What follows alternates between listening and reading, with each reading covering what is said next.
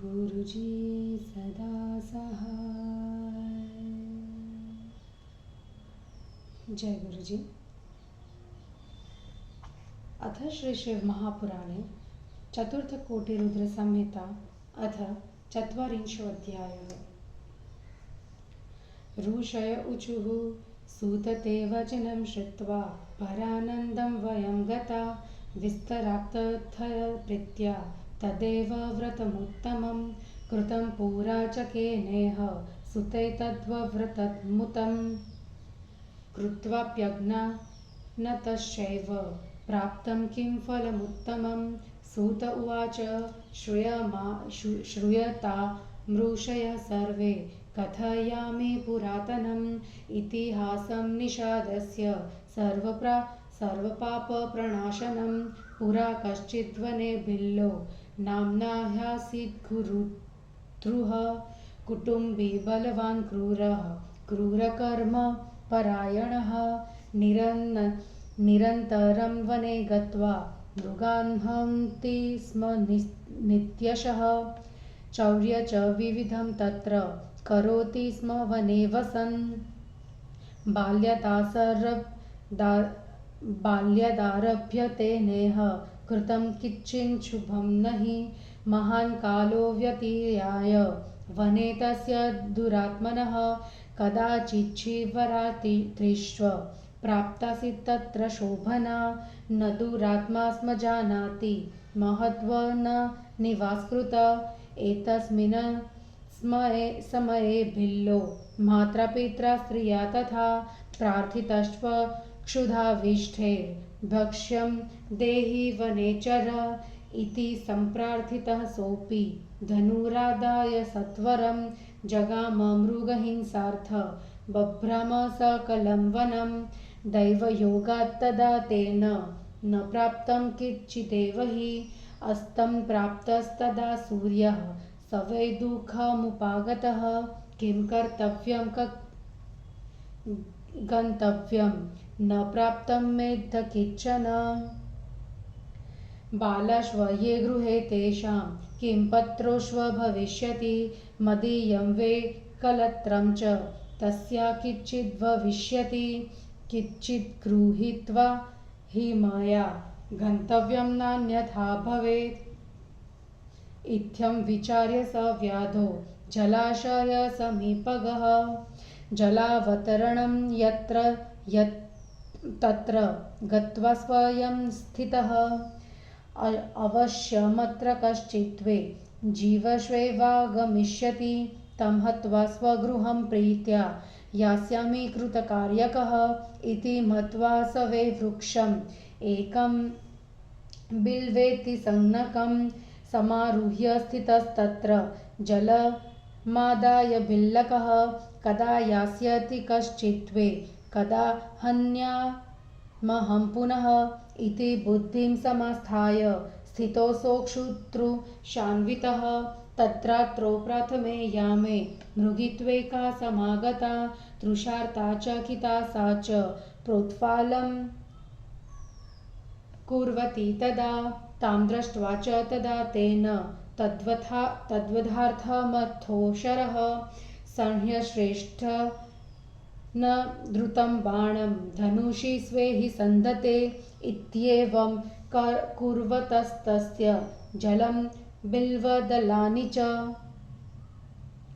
पतितानि ह्यधस्तत्र शिवलिङ्गमभूत्ततः यामस्य प्रथमस्यैव पूजा जाता शिवस्य च तन्महिम्ना हितस्यैव पातकं गलितं तदा पत्रत्यं चैव तच्छब्दं श्रुत्वा सा हरिणी भिया व्याधं दृष्ट्वा व्याकुला हि वचनं चेदमब्रवीत। मृग्युवाच किं कर्तुमिच्छसि व्याध सत्यं वद समाग्रतः। तच्छ्रुत्वा हरिणी वाक्यं व्याधो वचनमब्रवीत। व्याध उवाच कुटुम्बं क्षुधितं मेध्य हत्वा त्वं तर्पयाम्यहं दारुणं तद्वचः श्रुत्वा दृष्ट्वा तं दुर्धरं खलं किं करोमि गच्छामि ह्युविपायं रचयाम्यहम् इत्थं विचार्य सा तत्र वचनं चेदमब्रवीत। मृग्युवाच मन्मांसेन सुखं तेस्या देहस्यानर्थकारिणः अधिकं कं महत्पुण्यं धन्यहं नात्र संशयः। उपकारकरस्यैव यत्पुण्यं जायते त्विह तत्पुण्यं शक्यते नैव वक्तुं वर्षशतैरपि। परं तु शिशवो मेद्ध वर्तन्ते स्वाश्रमेऽखिलः। भगिन्येतान् समर्प्येव प्रायास्ये स्वामिनेऽथवा न मे मिथ्यावचस्तत्त्वं हि विजानीह वनेचर। आयास्येह पुनश्चाहं समीपं तेन संशयः। स्थिता सत्येन धरणी सत्येनैव च वारिधिः सत्येन जलधारश्व सत्ये सर्वप्रतिष्ठितं। सूत उवाच इत्युक्तोऽपि तथा व्याधो न मेने तद्वचो यदा तदा सुविस्मिता भीता वचनं सा ब्रवीत् पुनः। मृग्युवाच शृणु व्याध प्रतक्ष्यामि शपथं हि करोम्यहम् आगच्छेयं यथा तेन समीपं स्वगृहाद्वता। ब्राह्मणो वेदविक्रेता सन्ध्याहीनस्त्रीकालकं स्त्रियः स्वामिनो ह्याज्ञां समुल्लङ्घ्य क्रियान्वितः। कृतघ्ने चैव यत्पापं विमुखे हरे द्रोहिणश्वैव यत्पापं धर्मलङ्घने विश्वासघातके यच्च तथा वै छलकर्तरि तेन पापेन लिम्पामि यदहं नागमे पुनः। इत्याधनेकशपथं मृगीकृत्वा स्थिता यदा तदा व्याधः स विश्वस्य गच्छेति गृहमब्रवीत। मृगी हृष्टा जलं पीत्वा गता स्वाश्रममण्डलं तावच्च प्रथमो यामस्तस्य निद्रां विनागतः। तदीया भगिनी या वै मृगी च परिभाविता तस्य मार्गविचिन्वन्ती हा जगाम जलार्थिनी। तां दृष्ट्वा च स्वयं भिल्लो कार्षिद्वर्णस्य कर्षणम पूर्ववज्जलपत्राणि पतितानि शिवोपरि। यामस्य च द्वितीयस्य तेन शम्भोर्महात्मनः पूजा जाता प्रसग्नेन व्याधस्य सुखदायिनी। मृगी सा प्राहतं दृष्ट्वा किं करोषि वनेचर पूर्ववक्तथितं तेन तच्छ्रुत्वाह मृगी पुनः। धन्यहं ब्रूयतां व्याध सफलं देहधारणम् अनित्येन शरीरेण ह्युपकारो भविष्यति। परन्तु मम बालाश्व गृहे तिष्ठन्ति चार्भकाः भर्त्रे तां श्व समर्प्यैव ह्यागमिष्याम्यहं पुनः। व्याध उवाच त्वया चोक्तं न मन्येऽहं हन्मि त्वां नात्र संशयः। तच्छ्रुत्वा हरिणी प्राह शपथं कुर्वती हरे। मृग्युवाच शृणु व्याध प्रवक्ष्यामि नागच्छेयं पुनर्यदि वाचा विचलितो यस्तु सुकृतं तेन हारितं परिणीतां स्त्रियं हित्वा गच्छत्यन्यं च यः पुमान्। वेदधर्मसमुल्लङ्घय कल्पितेन च यो व्रजत विष्णुभक्तिसमायुक्तः शिवनिन्दां करोति यः।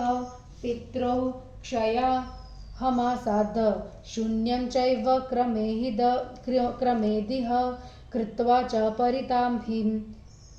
परितापं हि करोति वचनं पुनः। तेन पापेन लिम्पामि नागच्छेयं पुनर्यदि। सूत उवाच इत्युक्तश्च तया व्याधो गच्छेत्याह मृगीं च सह। सा मृगी च जलं पीत्वा हृष्टा गच्छत् स्वमाश्रमं तावदद्वितीयो यामो वैतस्य निन्द्रां विना गतः एतस्मिन् स्म एतत्र प्राप्ते यामे तृतीयके ज्ञात्वा विलम्बं चकितस्तदन्वेषण तत्परः तद्धामे मृगमद्राक्षि जलमार्गगतं ततः पुष्टं मृगं च तं दृष्ट्वा हृष्टो वनचरः स वै शरं धनुषि सन्धाय हन्तुं तं हि प्रचक्रमे तदेव कुर्वतस्तस्य बिल्वपत्राणि कानिचित् तत्प्रारब्धवशाद्विष्णो पतितानि शिवोपरि तेन तृतीययामस्य तद्रात्रौ तस्य भाग्यतः पूजा जाता शिवस्यैव कृपालुत्वं प्रदर्शितं श्रुत्वा तत्र च तं शब्दं किं करोषीति प्राहसः कुटुम्बार्थमहं हन्मि त्वां व्याधश्चेति सोऽब्रवीत् तच्छ्रुत्वा व्याधवच्चानं हरिणो हृष्टमानसः धृतमेव च तं व्याधं वचनं चेदमब्रवीत् हरिण उवाच धन्योऽहं पुष्टिमानद्ध भवतृप्तिर्भविष्यति यस्याहं नोपकारार्थ तस्य सर्ववृथा गतम यो वै सामर्थ्ययुक्तश्व नोपकारं करोति वै तत्सामर्थ्य भवेद् व्यर्थ परत्र न करं व्रजत परन्तु बालकाना स्वांश्व समर्प्य जननीं शिशून् आश्वास्याप्यथतान् सर्वान् नागमिष्याम्यहं पुनः इत्युक्तस्तेन स व्याधो विस्मितोऽतीव चेतसि मनाकशुद्धमना नष्ट पापपूज्यो वचोब्रवीत् व्याध उवाच ये समागताश्वात्र ते सर्वे त्वया यथा कथयित्वा गता ह्यत्र नायाज्ञाधात्पि वच्चकाः त्वं चापि संकटे प्राप्तो व्यलिकं च गमिष्यसि मम सज्जीवनं चाद्ध भविष्यति कथं मृग उवाच शृणु व्याध प्रवक्ष्यामि नानृतं विद्यते यमि सत्येन सर्वब्रह्माण्डं तिष्ठत्येव चराचरं यस्य वाणी व्यलिका हि तत्पुण्यं गलितं क्षणात् तथापि शृणु वै सत्यां प्रतिज्ञां मम बिल्लक सन्ध्यायां मैथुने धस्रे शिवरात्र्यां च भोजने कूटसाक्ष्ये न्यासहारे सन्ध्याहीने द्विजे तथा शिवाहीनं मुखं यस्य नोपकर्ता क्षमोऽपि सन् पर्वणि श्रीफलस्यैव त्रोटने भक्ष्यभक्षणे असम्पूज्य शिवं भस्म रहित श्रात्र बुक च यः एतेषां पातकं मे स्यात्ना गच्छेयं पुनर्यदि सूत उवाच इति श्रुत्वा वचस्तस्य गच्छ शीघ्रं समाव्रज स व्याधेनैव मुक्तस्तु जलं पीत्वा गतो मृगः ते सर्वे मिलितास्तत्र श्वाश्रमे कृतसुप्राणाः वृत्तान्तं चैव तं सर्व श्रुत्वा सम्यक् परस्परं गन्तव्यं निश्चयेनेति सत्यपाशेन यन्त्रिता आश्वास्य बालकांस्तत्र गन्तुमुत्कण्ठितास्तदा मृगी ज्येष्ठा च या तत्र स्वामिनं वाक्यमब्रवीत् त्वां विना बालका ह्यत्र कथं स्थास्यन्ति वै मृग प्रथमं तु मया तत्र प्रतिज्ञा च कृता प्रभो तस्मान्मया च गन्तव्यं भवद्भव्यं स्थीयतामिह इति तद्वचनं श्रुत्वा कनिष्ठा वाक्यमब्रवीत् अहं त्वस्तेविकात् चाद्य गच्छामि स्थीयतां त्वया तच्छ्रुत्वा च मृगः प्राह गम्यते तत्र वै मया भवत्योत्तिष्ठतां चात्र मातृतः शिशुरक्षणं तस्त्वामि वचनं श्रुत्वा मेनते तन्न धर्मतः प्रोचुप्रीत्य स्वभर्तारं वैधव्ये जीवितं च दिक् बालानाश्वास्य तास्तत्र समर्प्य सहवासिनः गतास्ते सर्व एवाशु यत्रास्ते व्याधसत्तमः ते बाला अपि सर्वे वे विलोक्यानुसमागता एतेषां या गतिः स्याद्वे ह्यस्माकं सा भवत्विति तान् दृष्ट्वा हर्षितो व्याधो बाणं धनुषि सन्दधे पुनश्व जलपत्राणि पतितानि शिवोपरि तेन जाता चतुर्थस्य पूजायामस्य वे शुभा तस्य पापं तदा सर्व भस्मसादभवत् क्षणात् मृगीमृगक्षोचुः शीघ्रं वे व्याधसत्तम अस्माकं सार्थकं देहं कुरु त्वं हि कृपां कुरु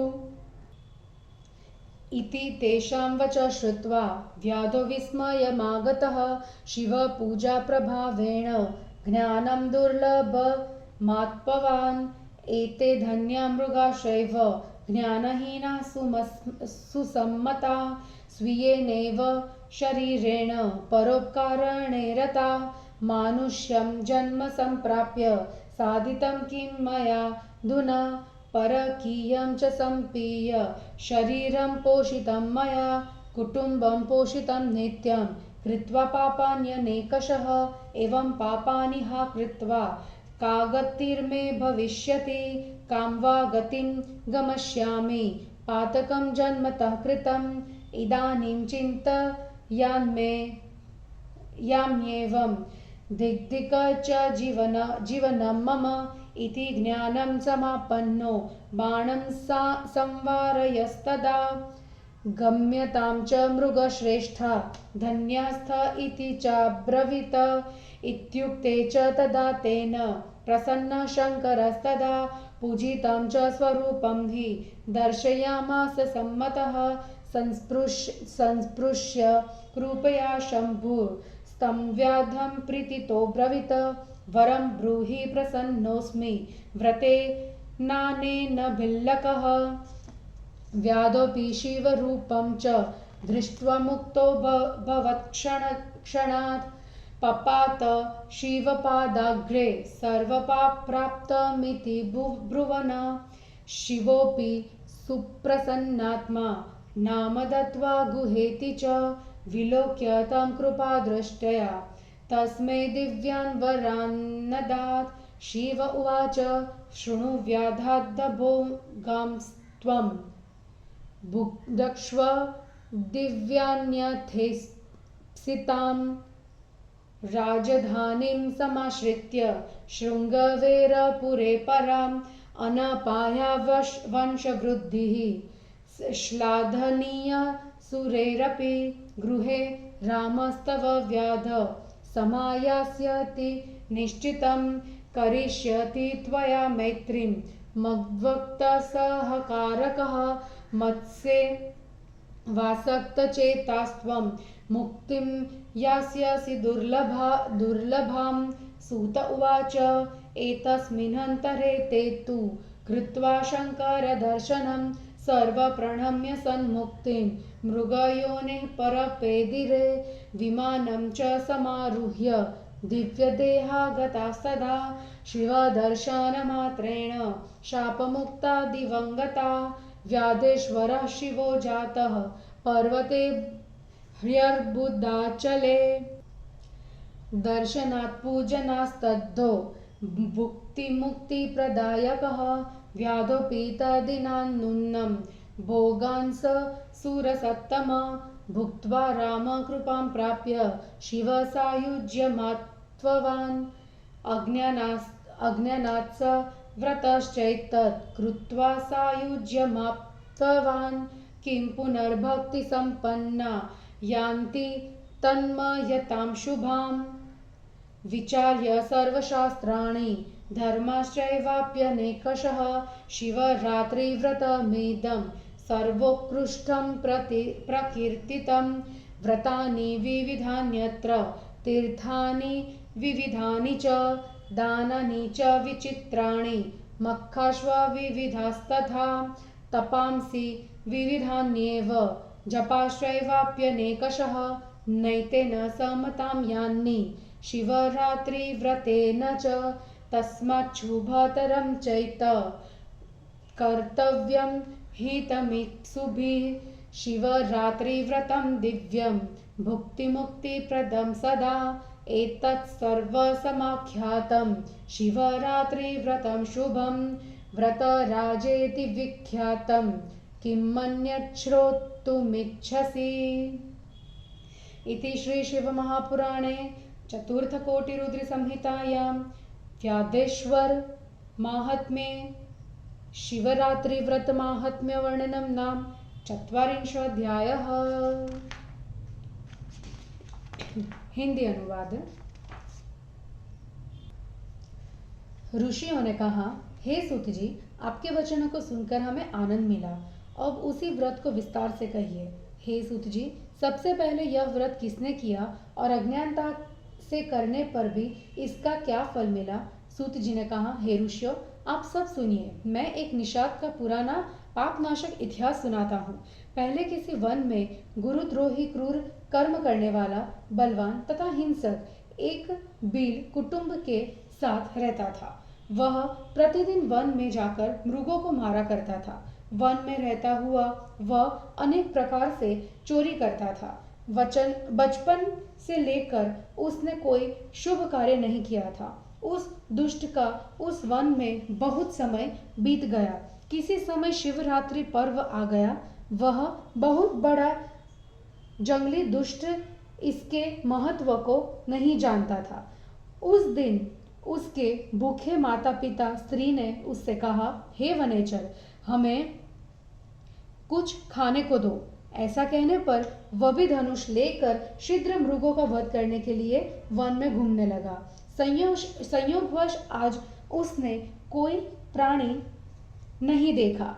तब तक सूर्य अस्त हो गया। अतः यह दुखी हुआ।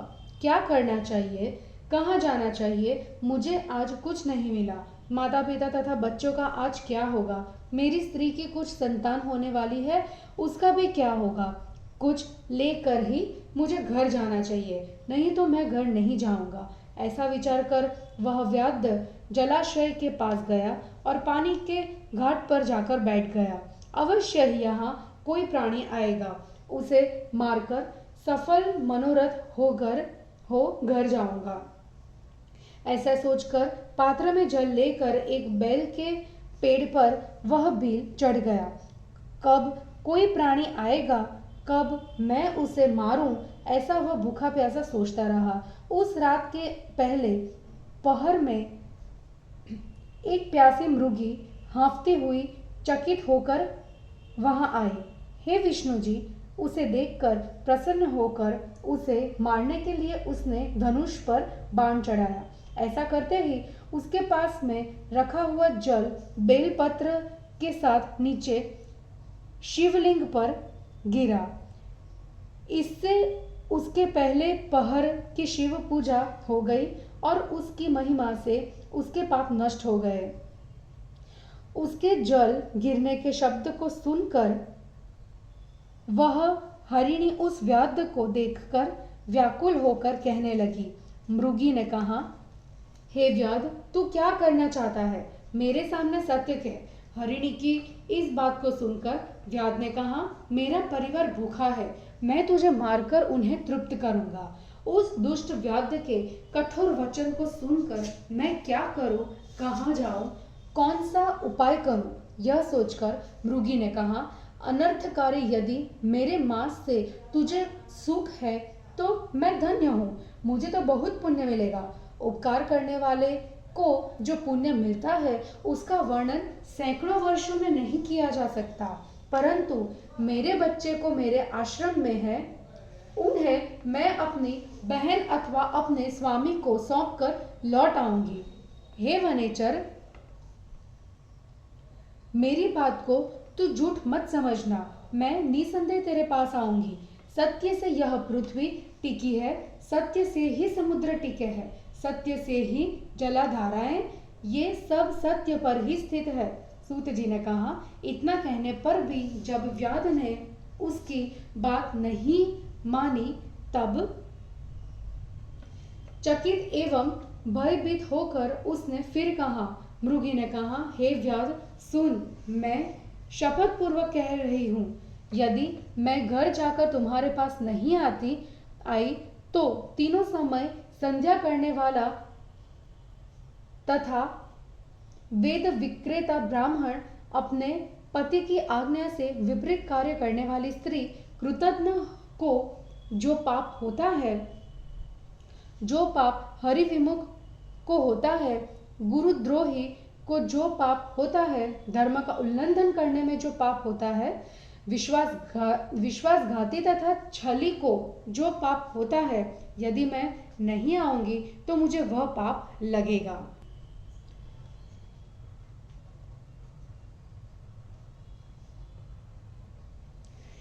इस प्रकार अनेक शपथ करने जब मृगी वहां खड़ी रही, तब व्याध ने विश्वास करके उससे घर जाने को कहा। मृगी प्रसन्न होकर जल पीकर अपने आश्रम में गई। तब तक उसका पहला पहर बिना सोए बीत गया। उसी मृगी की बहन उत्कंठित हो उसे ढूंढती हुई जल पीने के लिए वहां आई। उसे देखकर उस भील ने बाण को खींचा तो पहले की भांति जल और बेलपत्र शिव जी के ऊपर गिरे। इसमें महादेव शिव जी की दूसरे पहर की सुखद पूजा अनायास हो गई। उसे देखकर मृगी ने कहा, वनेचर यह क्या कर रहा है? उसने पहले की भांति कहा। उससे सुनकर मृगी ने कहा, हे व्याध सुनो, मैं धन्य हूँ। इस अनित्य शरीर से यदि किसी का उपकार हो जाए तो उसका जीवन सफल हो जाता है, परंतु मेरे छोटे छोटे बालक घर पर हैं, उन्हें अपने पति को सौंपकर मैं पुनः आ जाऊंगी। व्याध ने कहा, मैं तुम्हारी बात को नहीं मानता, तुझे मैं निसंदेह मारता हूँ। हे विष्णु जी, तब शपथ मतलब कसम करते हुए हरिणी ने कहा, व्याध सुनो, मैं कहती हूँ, यदि मैं नहीं आऊंगी तो जो अपनी वाणी से विचलित होता है वह अपने पुण्यों से रहित हो जाता है। जो पुरुष अपनी विवाहिता को छोड़कर दूसरी स्त्री से समागम करता है, वेद धर्म को छोड़कर जो स्वतंत्र आचरण करता है, विष्णु भक्त होकर जो शिव निंदा करता है, माता पिता की मृत्यु तिथि में जो ब्राह्मण भोजन नहीं करता, पश्चाताप करने पर भी फिर वैसा ही कर्म करता है, यदि मैं फिर नहीं आती तो मैं भी उन्हीं पापों का फल भोगूंगी। सूत जी ने कहा। ऐसा कहने पर व्याध ने उस मृगी से जाओ कहा।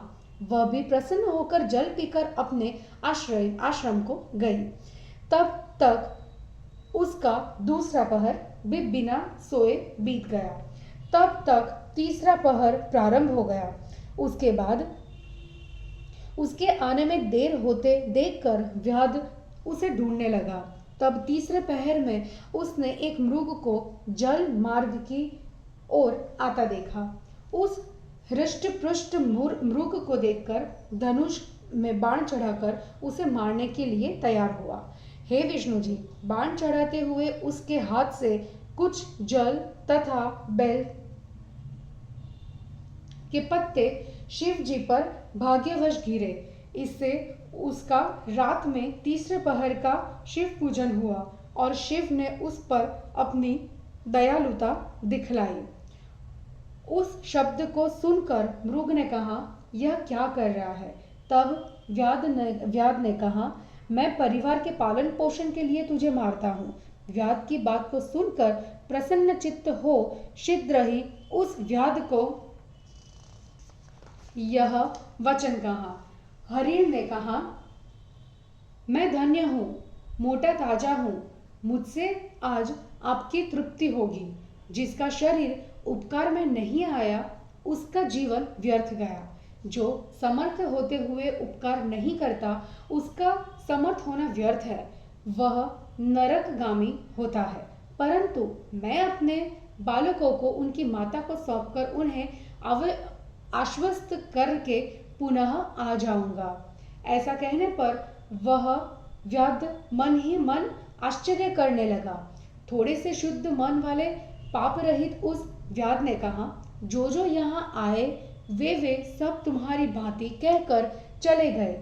वे ठग अभी तक नहीं लौटे। हे मृग, तू भी मुझे संकट में डालकर जा रहा है, मेरा जीवन कैसे चलेगा? मृग ने कहा, हे व्याध सुन, मैं झूठ नहीं बोलता। सत्य से ही संपूर्ण ब्रह्मांड और चराचर स्थिर है। जो झूठ बोलता है उसका पुण्य क्षण भर में क्षीण हो जाता है। तो भी हे बिल, मेरी सत्य प्रतिज्ञा को सुन।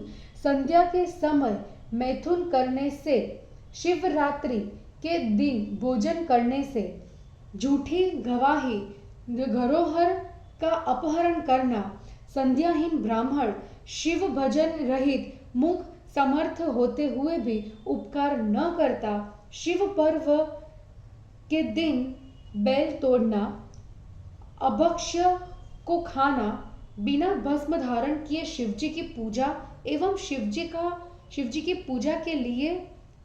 पूजा किए बिना भोजन करना, ये सब पाप मुझे लगे यदि मैं लौटकर नहीं आऊं। सूत जी ने कहा। इस प्रकार उसकी बात को सुन व्याध ने कहा, जा शीघ्र जाओ। तब वह मृग पानी पी कर गया। वे सब अपने आश्रम में प्रण किए हुए सब समाचार सुनाकर परस्पर मिले। सत्यपाश में बनकर उन्होंने निश्चय किया कि वहां जाना है। मैं बच्चों को आश्वस्त कर वहां जाने के लिए तत्पर हुए। बड़ी मृगी ने अपने पति से कहा, हे मृग, तुम्हारे बिना बालक यहाँ कैसे रहेंगे? हे स्वामी, पहले तो मैंने प्रतिज्ञा की है, अतः पहले मुझे जाना चाहिए। आप दोनों यहाँ रहिए। ऐसी उसकी बात को सुनकर छोटी मृगी ने कहा, मैं तुम्हारी सेविका हूँ, आज मैं जाती हूँ, तुम यहाँ रहो। यह सुनकर मृग ने कहा, वहां मैं जाऊंगा, तुम दोनों यहाँ रहो। बच्चों की रक्षा करो। बच्चों की रक्षा माता से ही होती है। स्वामी के इस वचन को सुनकर धर्म के अनुसार उन्होंने नहीं माना। प्रेम से उसने कहा, वैधव्य पूर्ण जीवन को धिक्कार है। पड़ोसियों के बच्चे सौंपकर वे तीनों ही वहां गए जहां वह व्याध था। वे सब बच्चे भी उन्हें देखकर पीछे से यह सोचकर आ गए कि जो गति इनकी होगी वही हमारी होगी। उन्हें देख व्याध प्रसन्न हुआ और उसने ज्यों ही धनुष में बाण चढ़ाया त्यों ही जल और बेल के पत्ते शिव जी के ऊपर गिरे। उससे चौथे पहर की शिव पूजा हो गई। तब उसके सब पाप क्षण भर में नष्ट हो गए। मृगी तथा मृग ने कहा, हे व्याध, कृपा करके हमारी देह को सार्थक करो। इस प्रकार उसने वचनों को सुनकर व्याध आश्चर्यचकित हो गया। शिव जी की पूजा के प्रभाव से उसे दुर्लभ ज्ञान मिल गया। ये ज्ञानहीन मृग धन्य है जो अपने शरीर से ही परोपकार करने में तत्पर है। मनुष्य का जन्म पाकर मैंने आज तक क्या किया? दूसरों के शरीर को दुखी करके मैंने अपने शरीर को पाला। अनेक पाप करके मैंने कुटुंब को पाला। इस प्रकार पाप करके हाय मेरी क्या गति होगी। जिसने जन्म से पाप किए हैं वैसा मैं किस गति को जाऊंगा। इस समय मैं ऐसा सोच रहा हूँ, मेरे जीवन को धिक्कार है। इस प्रकार ज्ञान प्राप्त हुए उसने धनुष से बाण उतार कर कहा, मृगो तुम धन्य हो, घर जाओ। उसके ऐसा कहने पर शिव जी ने प्रसन्न होकर उसकी पूजा को स्वीकार कर उसे अपना स्वरूप दिखलाया। उसे स्पर्श करके शिव जी ने व्याध से प्रेम से कहा, हे बिल, वर मांग, मैं तेरे इस व्रत से प्रसन्न हूँ।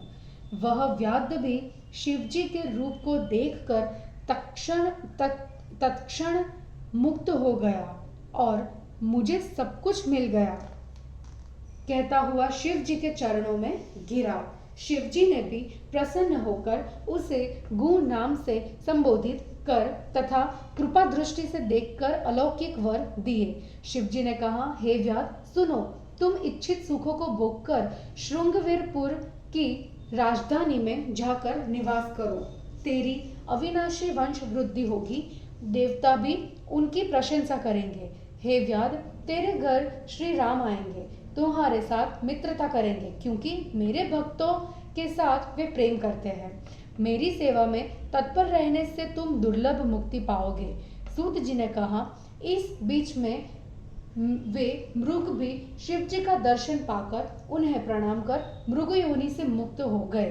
दिव्य देह धारण कर शाप से मुक्त होकर वे सभी शिव जी का दर्शन करने मात्र से विमान पर चढ़कर स्वर्ग चले गए।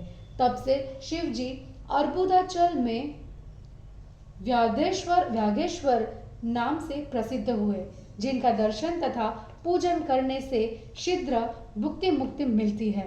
हे सुरश्रेष्ठ, व्याध भी उस दिन से नाना प्रकार के भोगों का सेवन कर श्री राम की कृपा से शिव सायुज्य को प्राप्त हुआ।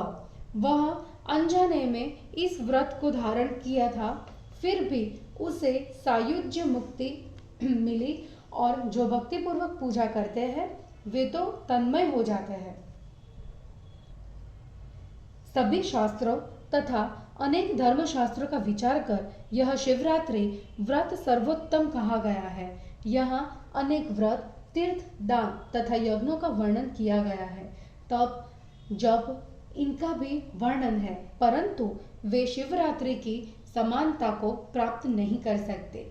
इसलिए अपना भला चाहने वालों का कर्तव्य है कि वे इस भुक्ति मुक्ति को देने वाले दिव्य शिवरात्रि व्रत को करें। शिवरात्रि व्रत के संबंध में यह सब कह दिया है। यह व्रतराज के नाम से प्रसिद्ध है और तुम क्या सुनना चाहते हो? इस प्रकार श्री शिव महापुराण में शिवरात्रि व्रत महात्म्य वर्णन नामक 40वां अध्याय समाप्त हुआ। जय गुरु जी।